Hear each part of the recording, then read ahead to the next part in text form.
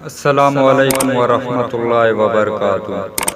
یہ کہانی ایک خواجہ سرا کی ہے جو میرے گھر اکثر آتے رہتے ہیں اور مجھے بہت عزیز ہیں۔ یہ اپنے علاقے کے گرو ہیں، 60 سال کے قریب پہنچ چکے ہیں۔ کچھ عرصے سے آپ کی طبیعت بہت خراب ہے، آپ سے دعاؤں کی درخواست ہے تو لیجئے، پڑھیے ان کی آپ بیتی ان کی زبانی۔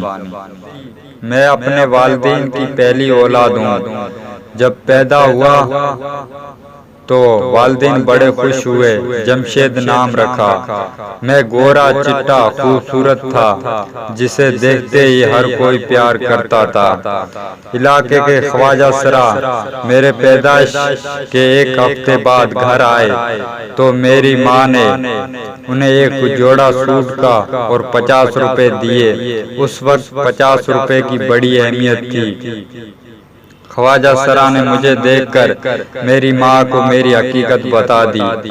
اس کے بعد مجھے اپنے باپ سے پہلے والی پیار کی خوشبو محسوس نہیں ہوئی، البتہ ماں کے پہلے والی خوشبو برقرار رہی۔ جب میں 5 سال کا ہوا تو اماں نے ابا کے منع کرنے کے باوجود مجھے اسکول میں داخل کرا دیا۔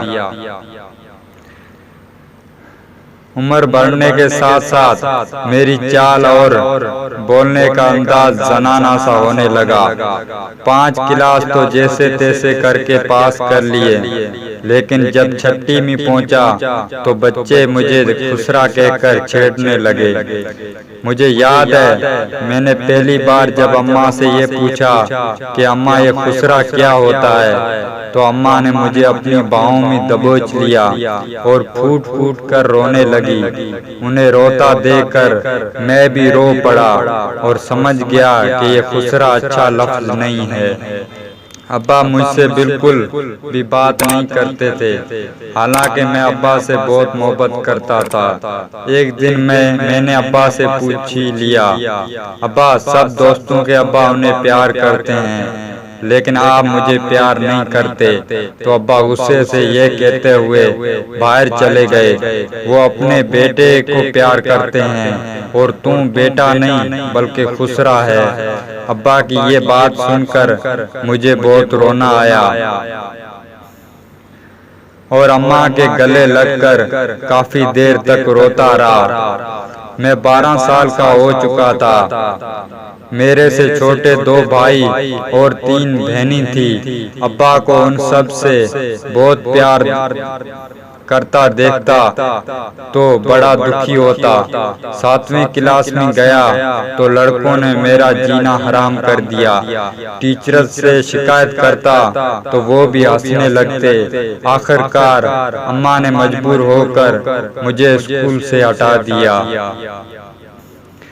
بہن بھائی بھی مجھ سے کھینچے رہتے تھے۔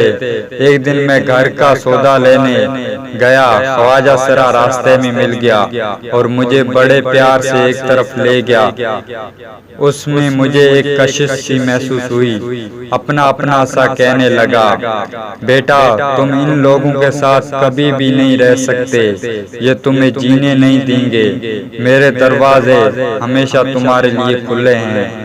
اس کی بات سن کر میں گھر آ گیا اور اماں کو بتایا۔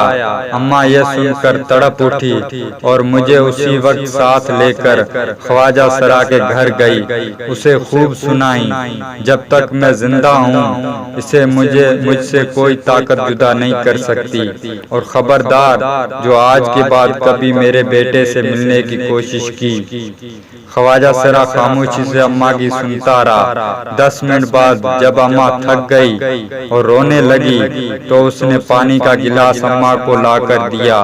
اماں کے پانی پینے کے بعد خواجہ سرا کہنے لگا، بہن مجھے معلوم ہے کہ آپ کو بہت دکھ ہوا ہوگا، لیکن یہ ظالم دنیا والے اسے اپنی دنیا میں کبھی شامل نہیں کریں گے۔ اس نے لوٹ کر آخر ہمارے پاس ہی آنا ہے، کیوں آپ بھی جانتی ہے کہ اسے ہمارے علاوہ اور محبت دے نہیں سکتا۔